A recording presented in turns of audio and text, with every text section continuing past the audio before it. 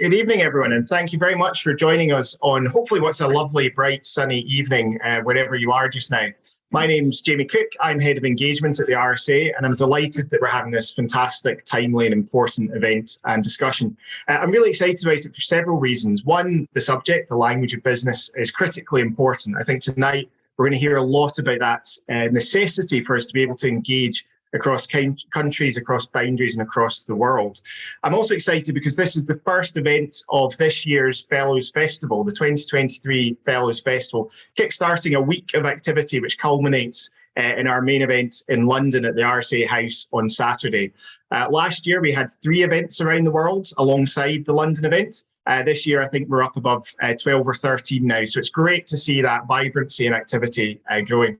And the third reason I'm really excited is because we're hopeful that tonight not only is an important discussion in its own right, but it can also be a beginning point for RSA activity in Italy, which I think would be a fantastic contribution and space. And certainly one that I'm keen to work with Neil and the rest of you on in developing. For those who don't know us, the RSA is the Royal Society for the Encouragement of the Arts, Manufactures and Commerce. That's a very long-winded name for an organisation that's interested in people and ideas and how you bring them together to change the world for the better. And that sense of bringing people together across the world is essential to everything we've done. We currently have over 31,000 fellows spread across the world, becoming ever more active. And I think that's a really exciting space for us to engage with and support as we head towards our 270th anniversary next year. So I'm delighted we can have this event, hugely grateful to Neil and the rest of you for bringing it together. And I'm really looking forward to the discussion that's going to take place. I'm now going to hand over to Neil Pennock, who's one of our RSA Fellows, who has brought together tonight's panel and ideas and activity. Neil's Director of NEC International Language Support. And I'm delighted that he's been able to start this. So Neil, thank you, and I'll hand over to you for tonight's event. Thank you very much, Jamie. Thank you. Yes, so my name's Neil. I'm a director of a language support services company here in Le Marche in Italy. And I'm very pleased today to be able to present a panel of different people from different backgrounds. So we've got Paolo Sabbatini. Paolo is the International Special Ambassador for Cultural Affairs, who has just flown back from China yesterday. So we're very lucky to have him with us today. Marta Jacob is the Professor of Organisation Studies at one of the universities in Milan. Lucia Pierini is the co-owner of a company in Le Marche in our area, one of my students, but also demonstrating how English and language is really being used in her company. So why this evening? What I wanted to try and do this evening is to start a debate on the value of language in business. This isn't about can people speak English? This is about how can we make language useful and part of organisation or business change. Why am I so focused on this? Because the area I live in Italy, in Le Marche, is traditionally a very sort of industrial-based area, very much based on shoe design and manufacture and other industries. Typically, it's been very much focused on family businesses, and the work that has gone on essentially has been family-based, supporting the local economy, and hasn't been particularly outward-looking in terms of its economic future. COVID, amongst other things, changed that. And I've seen a real change in the past 2 to 3 years, where suddenly local companies that were supplying the local area suddenly had to start to develop more, to engage with companies in different countries, and that could be to do with customers or it could be to do with suppliers. And suddenly language has become a really integral part to what they do. And one thing that I've noticed very much is that the companies that are embracing the change in terms of language are the ones that are starting to see the benefits. And this is one of the reasons why I asked Marta to join us this evening as a professor of change management, effectively, because it filters very nicely into the general concept of business and business change. I've invited Paolo, for his vast expertise in terms of cultural affairs, but also we're establishing links between Italy and China, for example. So the discussion this evening isn't specifically about, do we train everybody in English? I don't think that's the issue. I think it's about training everybody in language so that people have the capability, okay? And Lucia knows firsthand how important it is from her company to suddenly be able to engage with customers, with suppliers in different countries. And especially that was born about as a result of COVID, when trying to get raw materials, for example, in Italy, started to become difficult. Okay, so I'd like to ask Paolo just to start, if I may, and just to explain his role in terms of cultural development and how important language and cultural development is to his role. Thank you very much, Neil. Thank you very much to everyone. And this adventure of a language mediator is actually a recent one. I've been dealing with organization of cultural events and other very big events on behalf of the United Nations for 22 years. I was Director General of UNICEF for the Indian subcontinent. And then I switched on to the Ministry of Foreign Affairs of Italy as Director of Institutes of Culture of Italy in various countries in the world. Now I have a teaching position at one of the major Chinese universities in Zhengzhou. Zhengzhou is the capital of Henan province, which is the cradle of Chinese civilization, because it is situated in a special territory in the Yellow River, nearby the Yellow River.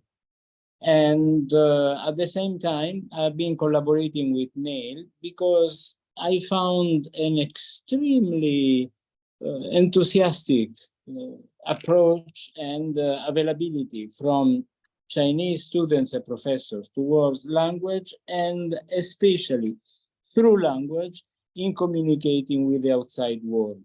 Now, China has been, it's like an accordion. It has been opening and closing many, many times in the course of its millennia-long history. Now we are at a moment in which losing contact with China due to the political and international momentum would be a great mistake.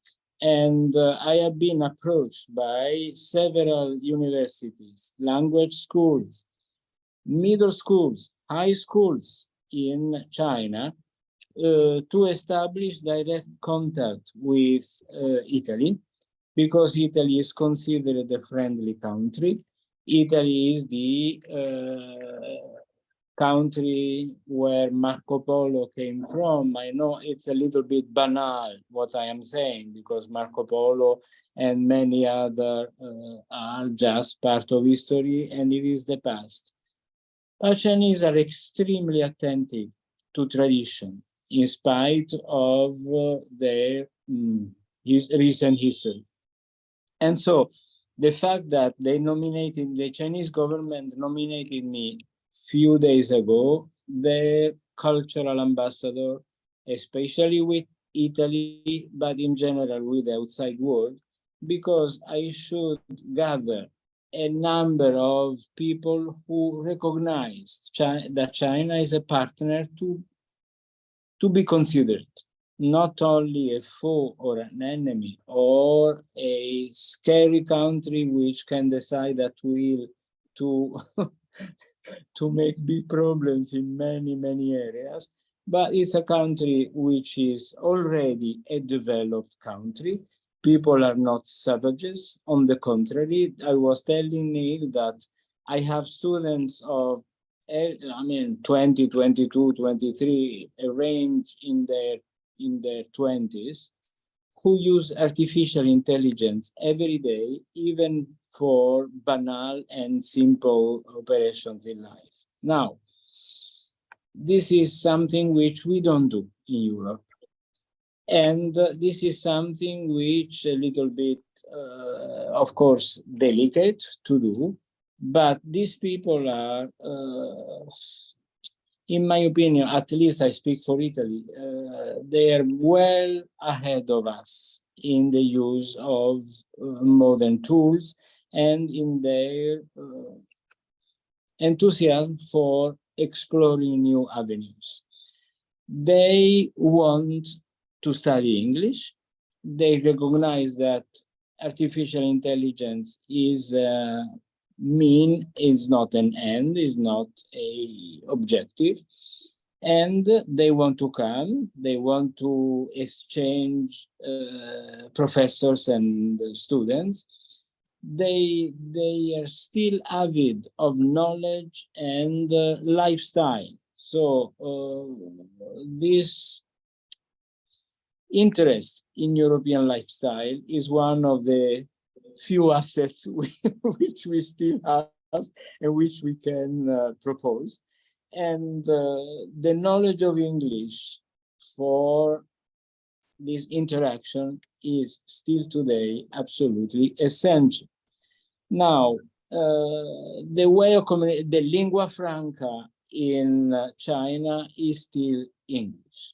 They don't speak English. Professors usually have more or less a capability to understand, they can read, but they cannot use English.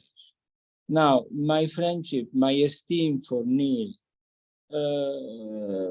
brought me here because I think that there is a long way to go and there is still a lot of, there are a lot of opportunities for English language and as a primary way of communication. In addition to that, they can speak other languages, Italian, French, but my experience as an Italian diplomat, as an Italian cultural diplomat, now as a Chinese cultural diplomat, is that English is indispensable in any case. So any way to contribute, any way to propose a sound knowledge of English, especially in the way in which they present themselves, it's absolutely essential. And I think that we can play a big role in that regard. Now, English is a way of communication. Of course, English brings with it a necessity of literature, music, but in my opinion is a possibility to introduce the history of Europe, the history of the West in general, history, art, and events, knowledge, and mutual exchange. Some of my students told me that after they met me, their entire opinion of the West has changed. Now, I didn't do anything special, but perhaps I communicated with them a certain joie de vivre, which is, in my opinion, the greatest accomplishment of my 67 years of life and career. Thank you. Thank you, Paolo. I'd like to start to think about how language is affecting business and in terms of business and organisational change. So I'd like to hand over to Marta to give us a little presentation. Good evening, everybody. I'm sorry for my English, which will not be perfect as you expect, but you will forgive me, I hope. My name is Marta Jacob. I'm a professor, as already Neil told, of organizational studies at Milano Bicocca University, and I'm also a project manager and a consultant for small and medium enterprises. So I have good knowledge of the productive system of Italy. As you can easily realize, I'm not Italian. My surname is not Italian. I'm not Italian in a traditional way, let's see. That the point is, I'm calling myself a hybrid edition and hybrid model because, you know, I was born in Poland, but I was raised in Italy in a Polish family. So I'm not totally Polish, but I have a Polish passport. I'm not Italian either. So I'm a good test animal in witnessing how human beings are able to conform and to adapt. We are speaking of change and change management, and we all know that individuals tend to be resistant to change. Change is something that we don't like naturally. So when looking at the organizations, at the companies, which are organizations, the picture gets even more complicated because we have more individuals interacting, we have more departments, we have procedures. So if individuals tend to resist to change, organizations tend to resist even more. So this is why change management has become or became a priority for companies in the last 2 decades. And it's becoming a main theme also for the small and medium enterprises in the last 10 or 15 years. Why am I speaking of small and medium enterprises? As Neil already focused in Italy, but you know it for sure, we have a lot of small and medium enterprises. Not so much. We have the main numbers are of micro enterprises. So 95% of our companies in Italy, of the 4.5 million active companies in Italy, are micro enterprises. So then we have a 4% of small and medium enterprises and 1% of big companies. So as you can imagine, in Italy, the need for change management is arriving in our companies, but on a slow pace. Okay, but somehow the CEOs and the managers, let's say the business leaders, are reaching that point, are now realizing that if they want to stay alive as a company, or want to stay on the market with and to compete with other companies, they need to make their organizations adaptable somehow. And to have adaptable organization means that they need to be ready to manage the change in a consistent and structured manner. Okay, so the companies can't just say we will manage the single change, but the companies have to change their approach to change and to make a sort of functional change and organizational change to be prepared for change. Because when we say change, we mean a lot of different things, because organizational change comes in very different forms. So we could need a change in workflows, we could need a change in the structures because they need to be fast and agile. We for sure need changes in culture, and we don't even need to say that we need a change in technologies, which are moving very, very fast, and our companies find a lot of difficulties in staying at the pace of the evolution and of the change. So we can list a lot of different occasions in which our companies need the change, or they need to be more competitive, they need to be more agile. We should need, for example, to improve our communication or to add value to our customers, all the stuff that is close to marketing somehow, but it's not only marketing. The change enters every single process inside the company. I don't want to bore you on the reasons why the change is needed, but you can imagine, and we can put it very simple, if all the competitors are changing, we can't just stay stay the same and not follow. So we risk to fall behind if we don't change. So we need somehow I need, as a professor, as a teacher, as a consultant, to help companies to tackle change.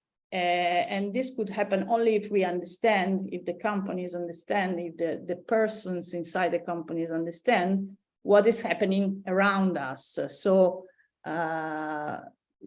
what do we call this process is the sense making. And so the sense making is the process by which people, which works inside the organization, give meaning to their experiences. If the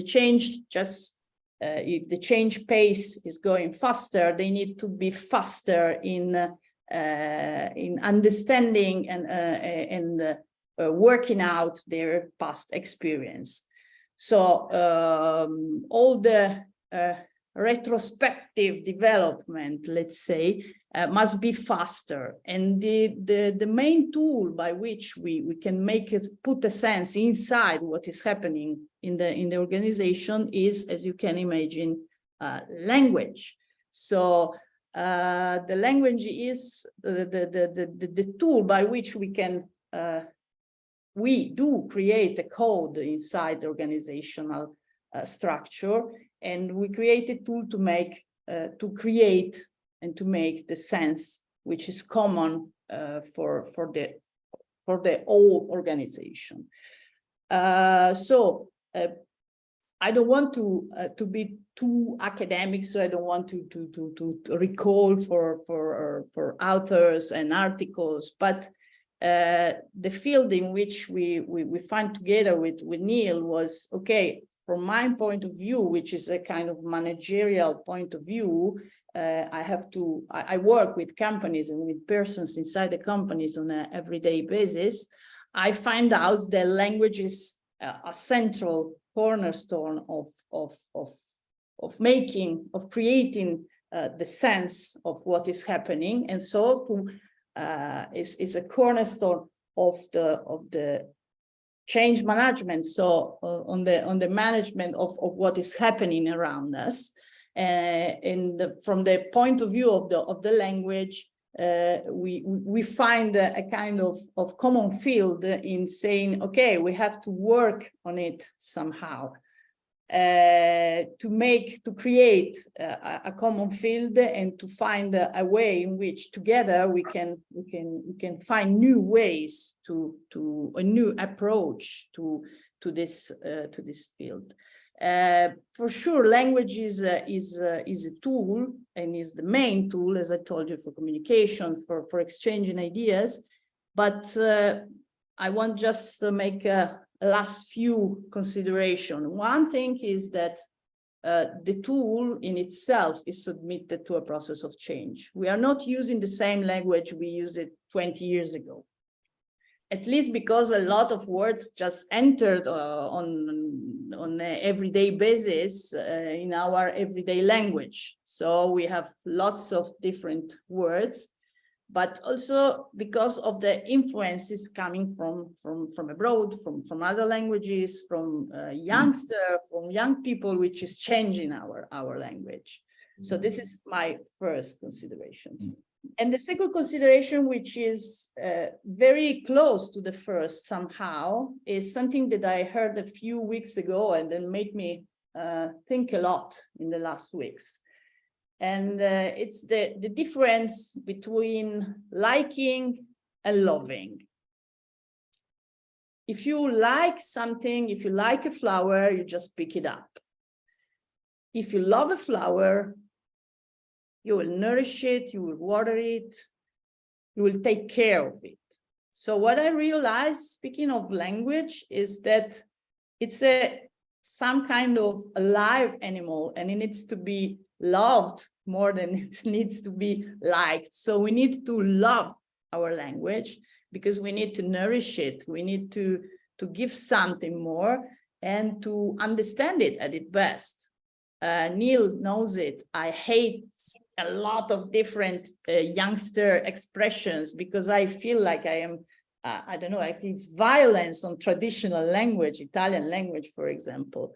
But I have to stay there and to keep the pace because, you know, this is the language, it's evolving and we need it and we need to know how it's evolving. I can be in the position of not liking it, but I have to accept and I have to know it first of all. So what I want to leave as a last message is I'm happy to be here because I think that we are language lovers and not likers. And so very happy to work with you on this, in this field and trying to find new ways together.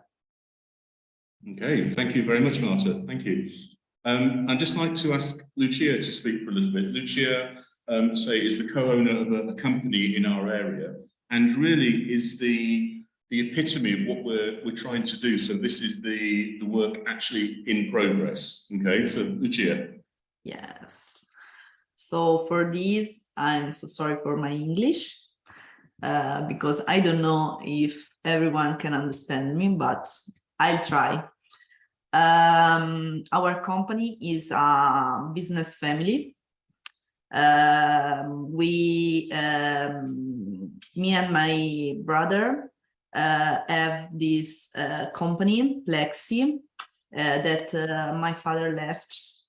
And we deals with the processing of plastic from sheets, from an idea or project already rendered. We create exhibitors or much more for our customer, wherever they think or they need. Our business is matching with the PMMA acrylic plastic crystal, and we are divided in two arms of our company. One is producing unique specific pieces for the client, like exhibitor or displays or something with the lighting for every place. We create, for example, now the lights for Italo in the airport in Rome. So we create a big lamp with that is 15 meters bigger. And we create a lot of things. The other part of company is with the brand Emporium, that we create lighting and small furniture for the house. With that everything is by design, more or less, with is created with the architecture or designers. We start to study English with NEC more or less 5 years ago. And we want to do this because we think that the opportunity with the customer and supplier is higher than our competitor, because we can speak and have more the price more convenient respect the other people or competitor. And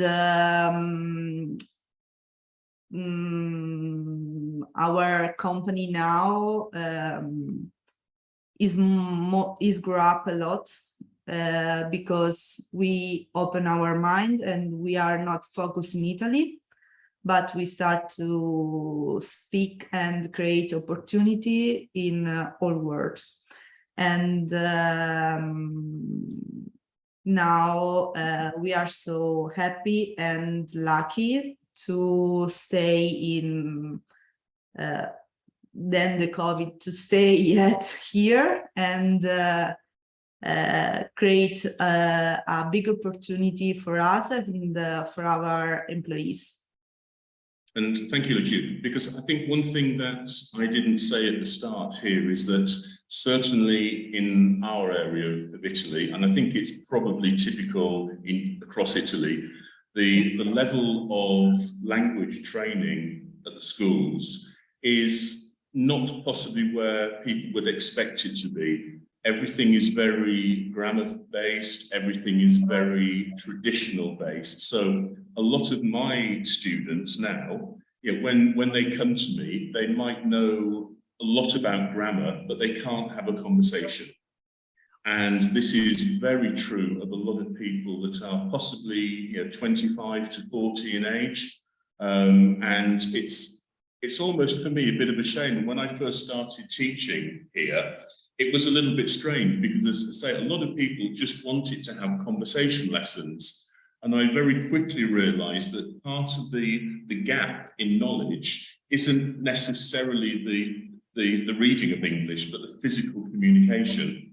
And when I'm teaching, and a lot of my classes are based on the conversation. So the first thing I do not do is open up the grammar book. The first thing I do is talk.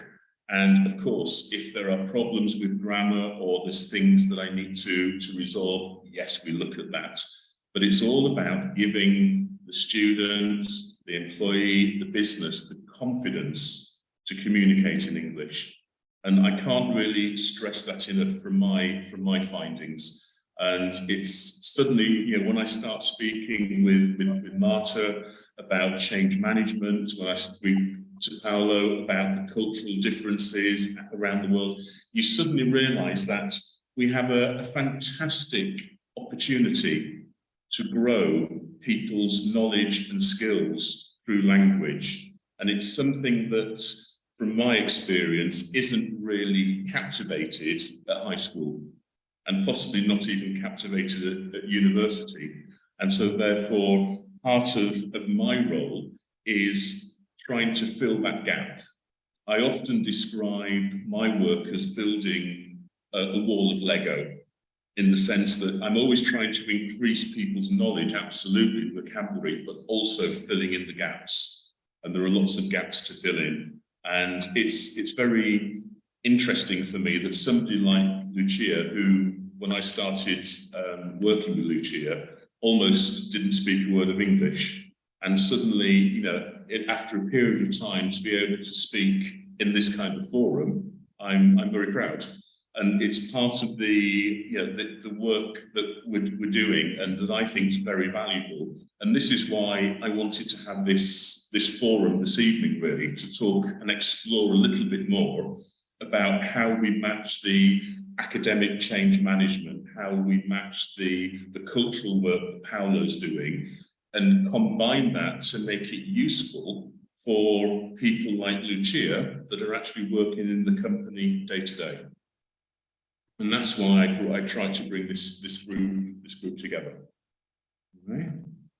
So I'd be quite happy if anybody has any questions or comments or thoughts, and between us we will do our best to try and to answer them or enter into a discussion about it. And welcome, Francesca. Sorry, I didn't.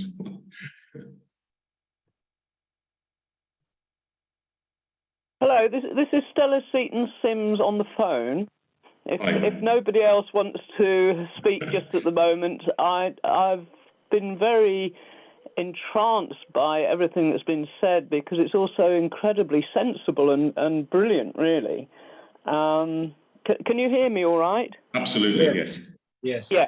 And I'm so pleased that we're discussing this sort of thing, because it's of immense importance, but I'm also very aware from my own experiences, and the truth is I'm just a common or garden fellow. I've got no great letters after my name or anything like that, but in my own experience, I'm aware that all these issues have been going on for years.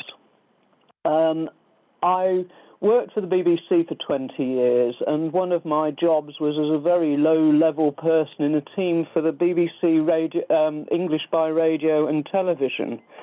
And in the 80s, middle 80s, we followed up a worldwide series to teach English, which went out to 56 countries at the time. We followed that up with a co-production with China Central Television to teach the intermediate levels of English English of science and technology.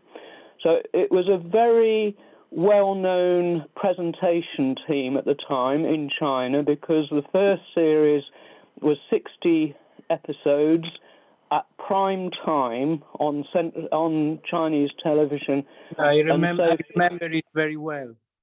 Oh, that's good. Yes. Well, 600 million people watched it, and that's why we did a follow-up.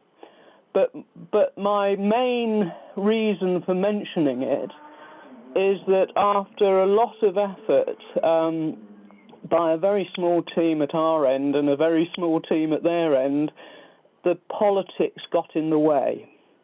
And it was just around Tiananmen Square, that situation, and it got to a point where something that was very much along the lines that you were just talking about not going headlong into a grammar book, but concentrating on conversation. We were definitely doing it that way, and putting a lot of effort into that in what turned out to be about 16 or 20 episodes.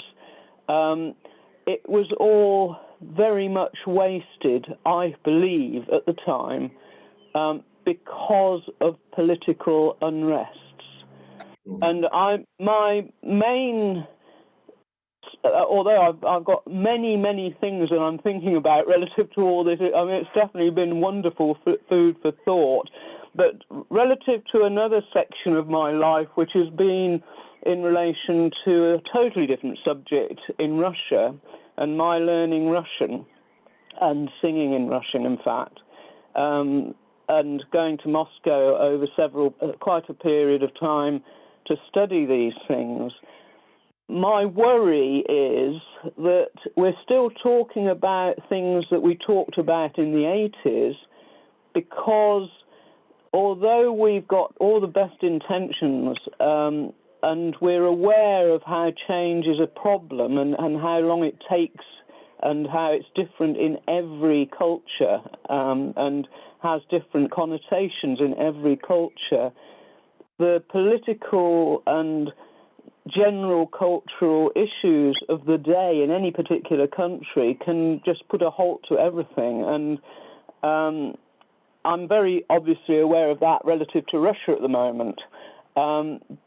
But I've always been very concerned that what was a marvellous opportunity in the 80s to really go headlong into the English of science and technology in China, and it definitely did happen. I mean, we had a lot of contacts, and a lot of the people that I now know in Birmingham who are part of a China-UK business forum, they all knew about our series, but it just has struck me how these things can get derailed very easily. Absolutely. They're very fragile, and a lot of that, I believe, is because of the changes in generational attitude. I've been aware in Birmingham that the older Chinese are very different in attitude from the younger Chinese that we encounter at the meetings, or have done. And I'm just concerned that we try somehow to get beyond the competitive and political nature of things. And I'd be very interested to know what you all think of that. Yeah, I mean, I certainly think from my perspective that the driving factor here in our area is the need. And I think it's seen that there is a need, and suddenly the need for something seems to outweigh any political situation or any other aspect almost. So over the last, I've been here for 5 years in this area, and I've seen just the amount of interest in language growing. And it's not because somebody says we should be learning English or politically we should be doing that or the school system says that. It's actually people recognizing the need. And I'm stressing that, of course, I'm an English teacher, but with our school, it's not just English. We've got 15 different languages. So it's not just the fact it's English, it's any language. And I think that's really important. But I agree with you completely that if it becomes politicized, it's sort of missing the point almost. Well, yes. What concerns me is that can unfortunately take over, because there's no doubt that people wanted to learn English in China in what was 1985 time. That they were all watching it on prime time television every night. I mean, there's a definite desire to do it. My concern is trying to protect that real nub of global benefit from all the horrific things that go on, and therefore derailing what are really incredibly good things that could happen. And I think it's really important to, I mean, my experience of China and Russia in the times that I've encountered it in close proximity, you could say, is that there's a very little real understanding of the real psychological, personal standpoints of these other cultures. And that, for me, would be very helpful. Even in these problematic times with what's going on at the moment relative to Russia, we need to understand where other people are coming from more, and I think that would help. Sure. I mean, I was certainly engaged in conversation with Paolo over the last 2 or 3 weeks, where we're looking at forging links with a high school in China. And my approach to that is really to start in a very gentle way. So, to have a group of high school students from my area with a group of high school students from there, just having like a weekly or bi-weekly conversation, just to start so that people understand the cultural differences. And it's like there's a seed that can grow. And I think that's yes, very, very powerful. Neil, if I can interrupt for a minute, of course. I think what you say is very important, because I totally agree what has been said on China. I don't have any experience of Russia, but I arrived in China in 1985. That's why I witnessed the interest of Chinese for the BBC series. And I think that what you say is absolutely true. Of course, China is a vast, immense, huge continent, and it's impossible to pretend to change the mind of people who have been thinking the same for millennia. But at the same time, since I noticed that there is a genuine interest in single individuals and single professors, this is indeed a seed which it is our duty to plant, because if you cannot change an entire nation, we can contribute even on changing some groups, some individual. And in fact, if we give up now, who will do that in future? So I think it's still very meaningful to attract students to Italy, even in small numbers, because these examples count a lot. And Chinese, I have been living there for many, many years. I lived in China continuously 12 years, 6 years in Beijing, and after 20 years, 6 years in Shanghai. And living with those people and becoming friends with them demonstrated to me that there is a lot of things to do on a individual basis And in a way, we should make abstraction on the apparatus of the gigantic apparatus of those centralized countries. Otherwise, if we don't do it, who will do it? I repeat it. Okay. I agree entirely. I'm just seeing we've got many people with their hands up. I think JC Spender was the first, I think.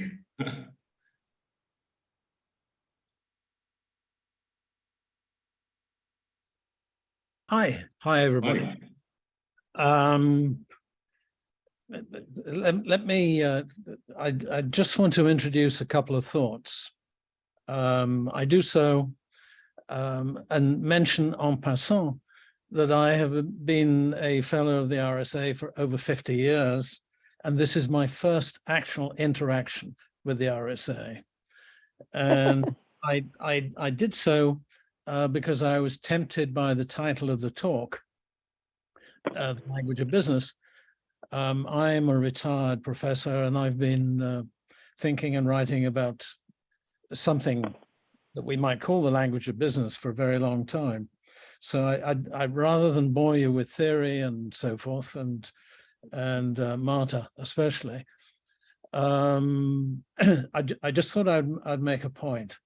At the same time, I see you have a strong Italian locus and sentiment here, and I just want to say I'm also sorry that I last week was supposed to be in Matera for a conference that I run there in the University of Bicocca, which I missed. So I wish I had been in Matera last week and enjoy magnificent pizza. I guess the thought that I want to introduce is the difference between language as something a firm uses, and therefore it's good for the firm to get better at using language, and a slightly different idea that the firm is itself language. And now that we have ChatGPT roaming around our spiritual existence, clearly ChatGPT can simulate being a person. And this should awake us to the opportunity that the firm may acts as a person. And there's a long debate in legal theory about whether or not the firm has any personhood. And some people resist it fiercely, saying, no, the firm is a bunch of people, and people are people and not things. But legal scholars, in fact, will try and remind those of us that talk about this stuff that the firm actually does have a certain kind of personhood, which puts the idea of language in a slightly different position. So, should we say, a naive view of a firm is of a set of resources. And that plainly is not adequate to managing a firm. So we say, well, it's resources plus rules. And those of us in management education have long enjoyed telling students that a business is a set of rules. But if you're actually in business and managing anything, it turns out that idea is not all that useful either. As Lucia, I'm sure, knows, because everything's changing all the time. Well, if everything is changing, then what is solid here? And so I would like to suggest that it's actually the way the firm talks that actually gives the firm its personality and directs its activity. And again, I won't bore you with the theory behind this, but it seems that language is not simply important because it's about what firms use. If you can't see the difference between resources and language, you can't actually get a sense of what the firm actually is. And Lucia seems to have disappeared from the screen here because she'll be back in a minute. She's had to relocate to her car on the way to a meeting. I know the problem.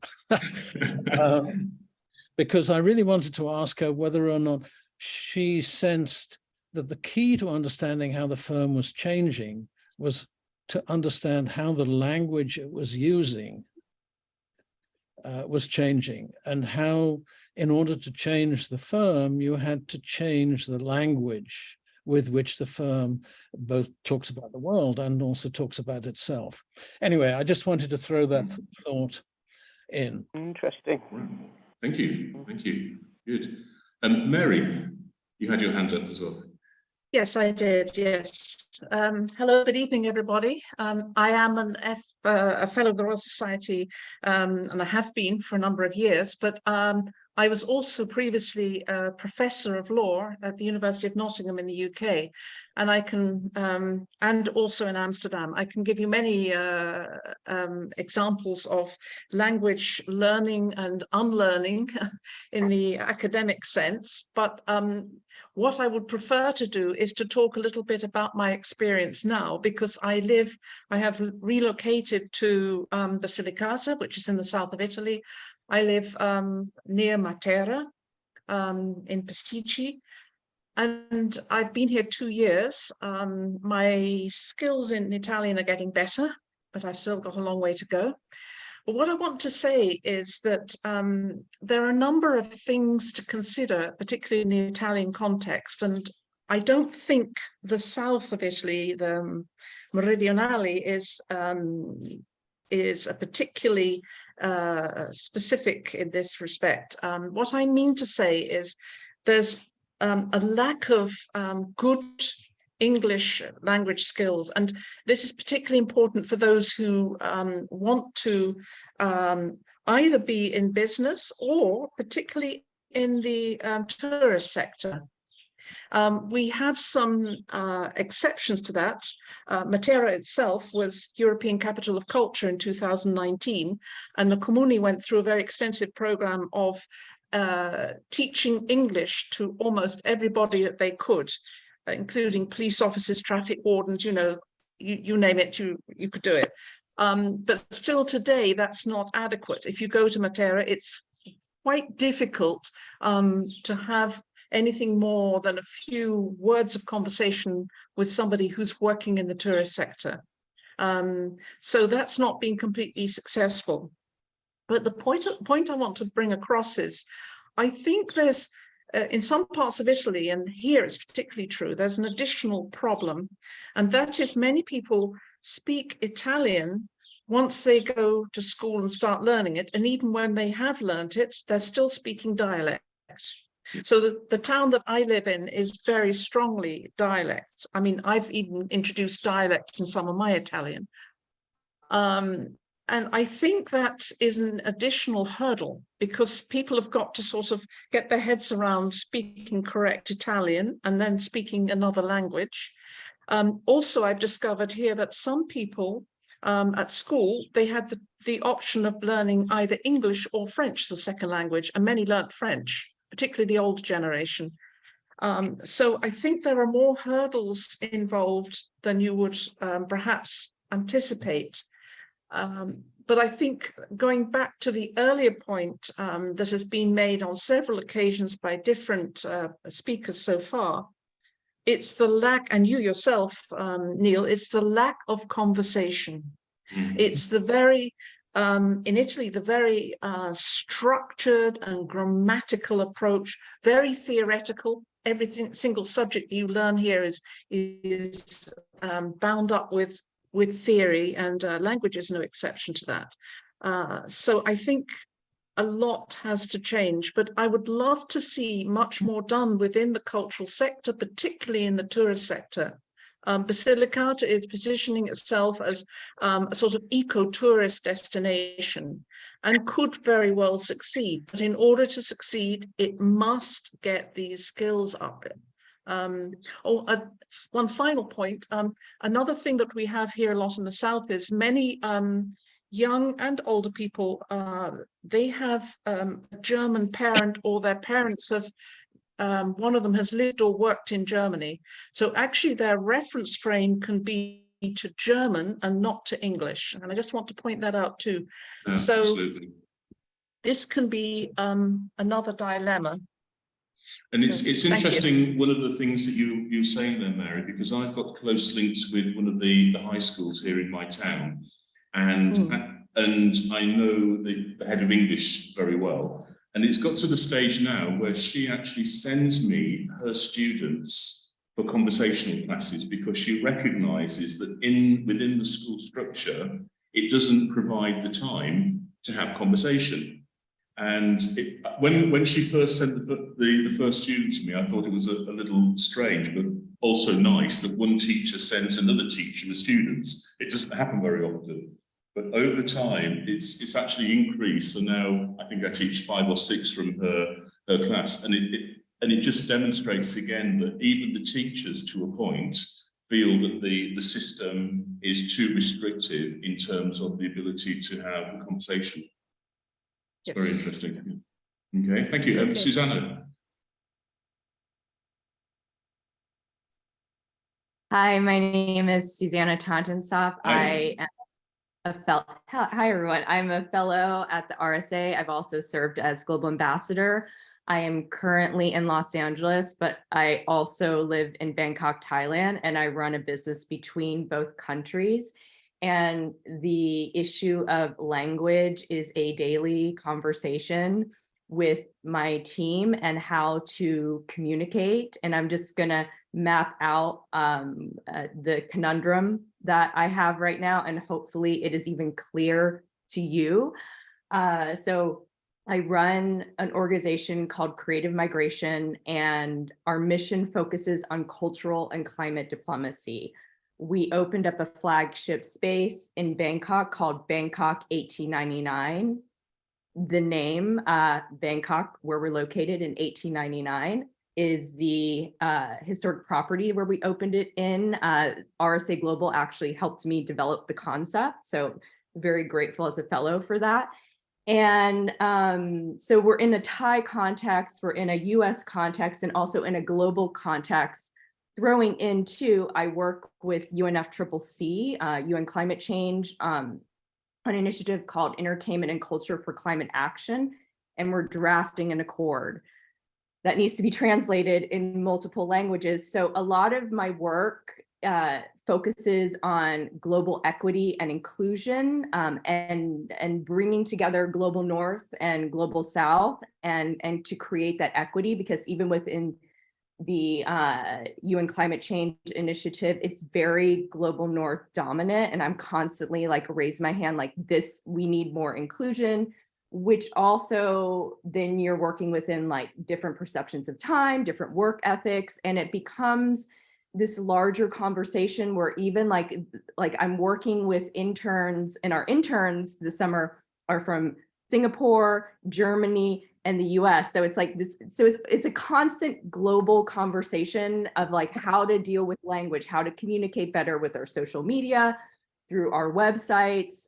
Even like you notice, like I have in my name, she, her, which is for gender equity, but it's very like North America. You know, you use that in like your signatures and like how you introduce yourself, but then that doesn't really translate anywhere else. And so it becomes this thing where I'm trying to be as inclusive as possible with the language, but then it has this larger thing. So I think more of what I am asking is I want to crowdsource some knowledge from this group, like how, and particularly people who run businesses that cross different cultures, like how do you do it? How do you communicate? How do you grapple with all these different language possibilities? And also like and I'll wrap it up with this and then pass it over. Like I went to journalism school, and you know there's like a KISS, an acronym like keep it simple stupid, and it's like I just try and like how do I communicate complex things in a very simple way, and it's very hard, and I'd love to hear from other people, and people here have so much expertise and experience. Like how do you do it? How do you keep it simple? and not overcomplicate things, because that is the challenge. You're absolutely right. Michelle.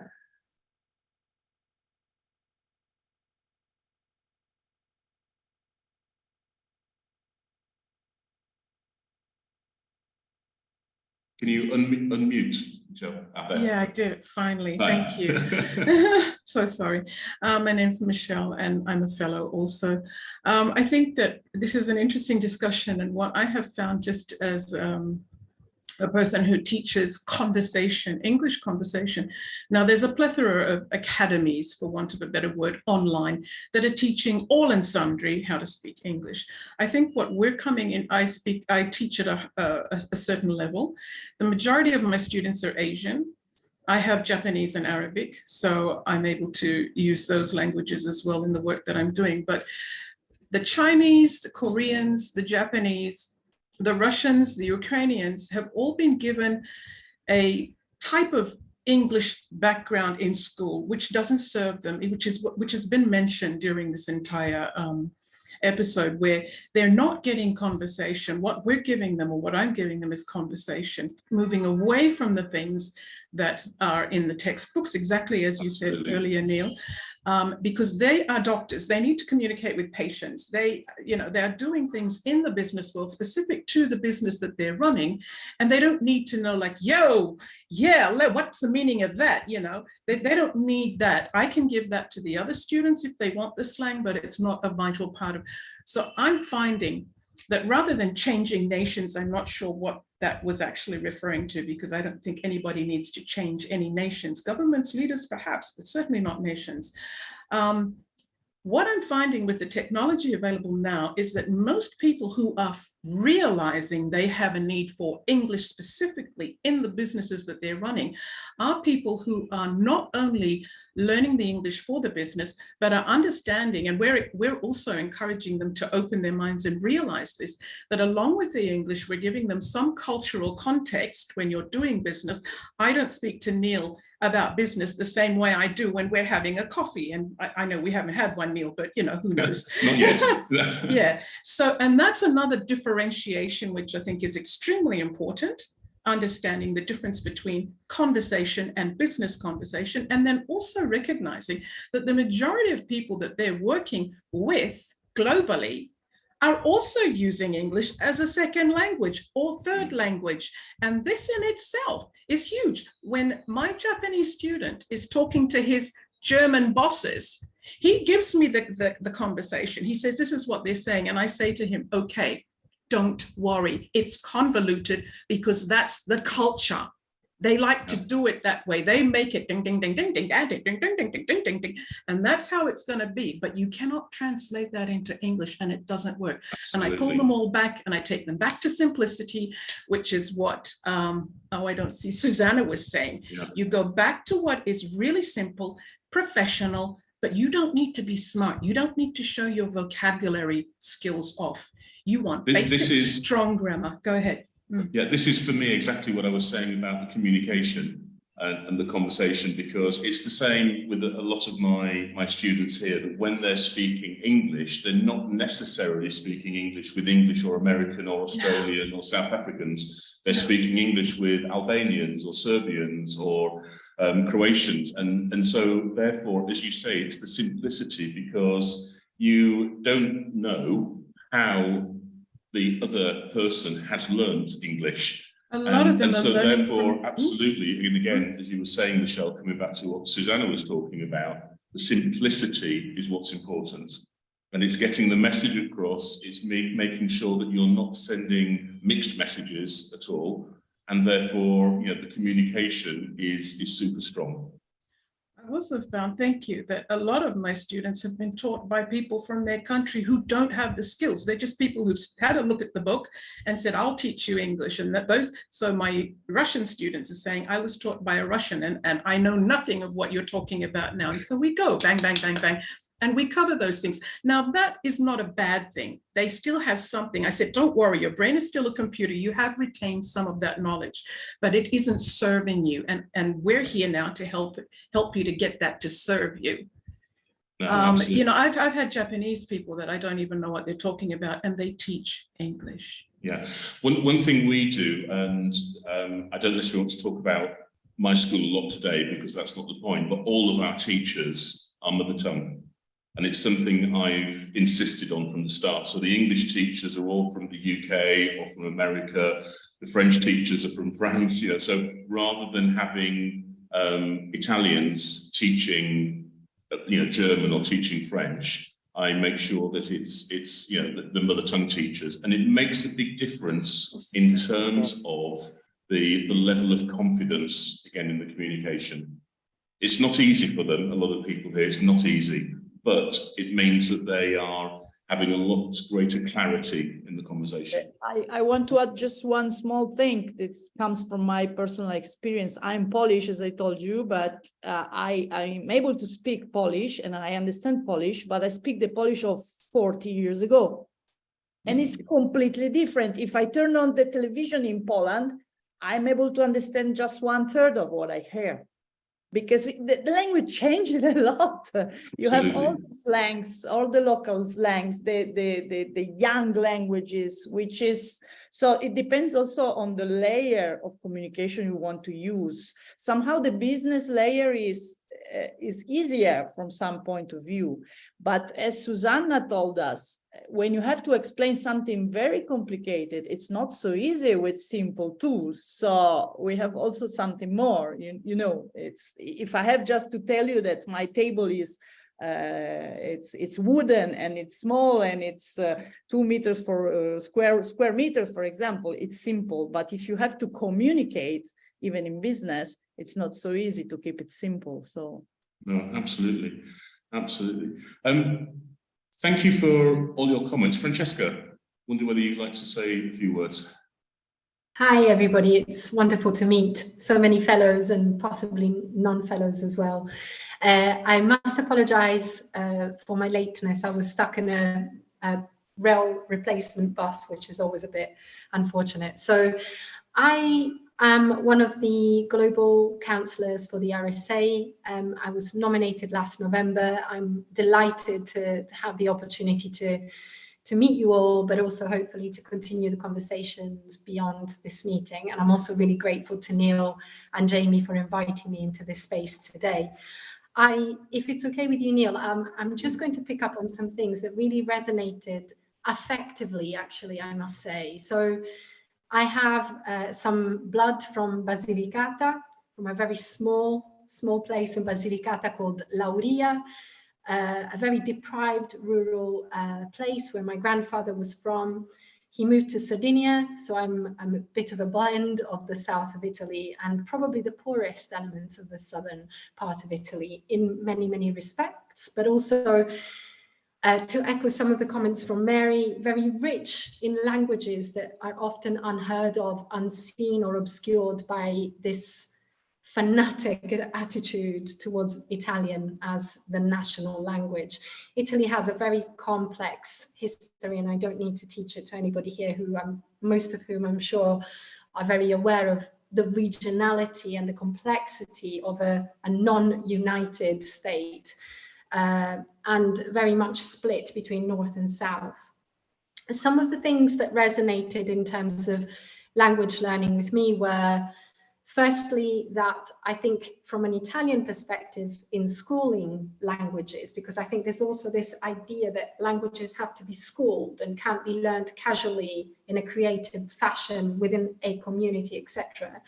I find that quite problematic because then languages, and English I think is the main one, become quite terrifying for a lot of Italian people. English is very much like people who fear maths and numeracy, or people who fear the daunting idea of being an artist, this idea that creativity is an inaccessible gift that only some people have. I think we ultimately are polyglots in Italy because we have so many dialects and regional and provincial languages that we speak. So we have I think we have the DNA to absorb it. But to echo many of your points, I think it's a lot to do with confidence in utilizing a language that we probably have a very high respect towards, and getting things wrong can be quite daunting when it's a language that you value and esteem so much, like English. By background, I'm an art activist and creative coach. So again, many things resonated with this fear of being almost authorized to try something out, which may be creativity, but it may also be language. And I think the two fears of one and the other are possibly some of the things that are dreaded by students or people entering a business that has an international outlook. I totally appreciate what Susanna said about simplicity. In Italy in particular, I think we have a tendency culturally to overly complicate sentences and phrases and phraseology. And then when we find ourselves without the similar or same tools in a different language, English being one of many examples, then we're too afraid to even embark in that. And I think maybe, Neil, you're finding that with the students with whom you work. Absolutely. There's this idea that you want to elevate the same sort of cultural or potential, whether it's social, cultural, work ethic and capital that you may bring to the table, but the language doesn't quite equate to what you may offer in your own mother tongue, which may very much be Italian in this case, in the forum that we're discussing. So I'm very happy to have those conversations if you feel that maybe conversing together might bring further seeds into the mix, seen as the parallel with planting seeds was mentioned earlier, and I think it's a very healthy and helpful one. And yeah, thank you so much for all the contributions. It's been so inspiring to hear all of your experiences and thoughts. And thank you, Neil. No, you're very welcome. Very welcome.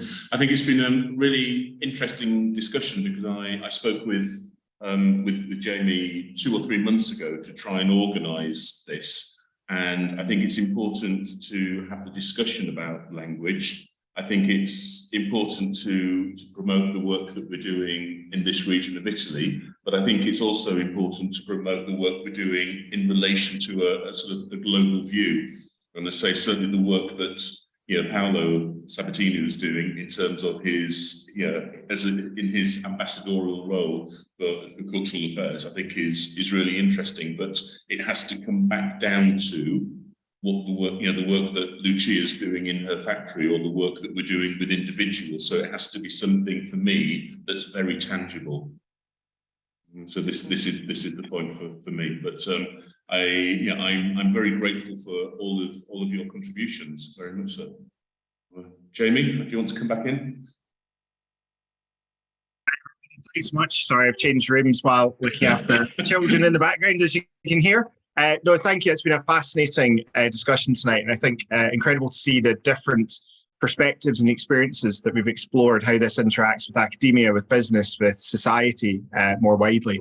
So I think very much for me, this is a beginning point of a conversation. I think there's definitely, it feels, appetite and an opportunity to build on this.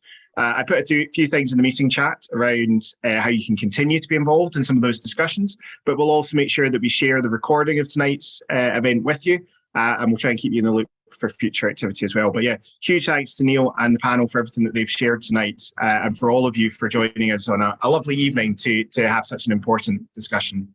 So thank you. Take care, everyone heading home tonight, and we will hopefully see you at another event soon.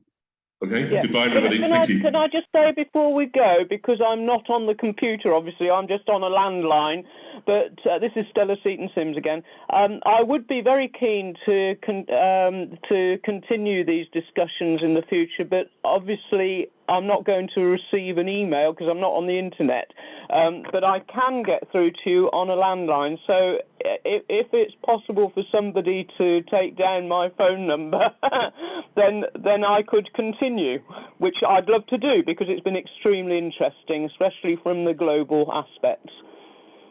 Yeah, excellent. I'll make a note of that and we'll follow up with you, okay? Yeah, thank you. Fantastic. Thanks, everyone. Take care. Thank you. Bye-bye. Ciao.